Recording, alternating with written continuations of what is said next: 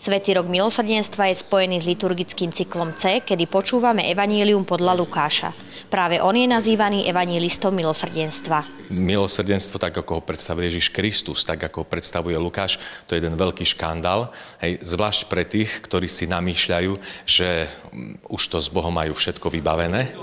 A je veľmi veľkou radosnou zvesťou pre tých, ktorí cítia, že čo si v ich živote nie je tak, ako by malo byť, ktorí cítia nejaké problémy, ťarchu života a vlastne pre nich je tá radostná zvesť, že Boh je pri vás aj napriek tomu, že sa trápite, napriek tomu, že máte ťažký život, že žijete v situáciách, ktoré pre niektorých možno sú situácie hriešne, ale pre Boha toto nie je škandálom. Prednášky mali poslucháčom priniesť kľúč k Lukášovmu odkazu. Možno, že nepoznáme do hĺbky tajomstvo toho Lukášovho evanjelia a preto je to veľmi zaujímavé, že proste je tam niekto, kto nám tieto veci dokáže v tej podobe, akej sa tento dialo, nám to dokáže podať. Prednáška a tieto exegézy, takú evanjeliu svätého Lukáša, no tak to je takým vhodným doplnením tejto tematiky, aby sme si troška rozšírili obzory.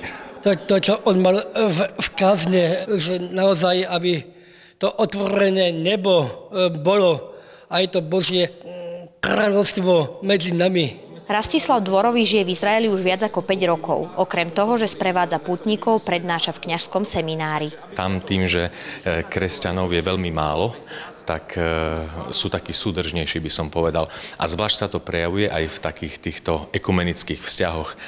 Teda nezáleží na tom, či si kresťan katolík, či si grécko-katolík, či si pravoslávny, či si sírsky kresťan. Je dôležité, že si kresťan. Cyklus 3 prednášok si v kostole v Pruskom vypočuli desiatky veriacich. Pre televíziu Lux Katarína Vávrová.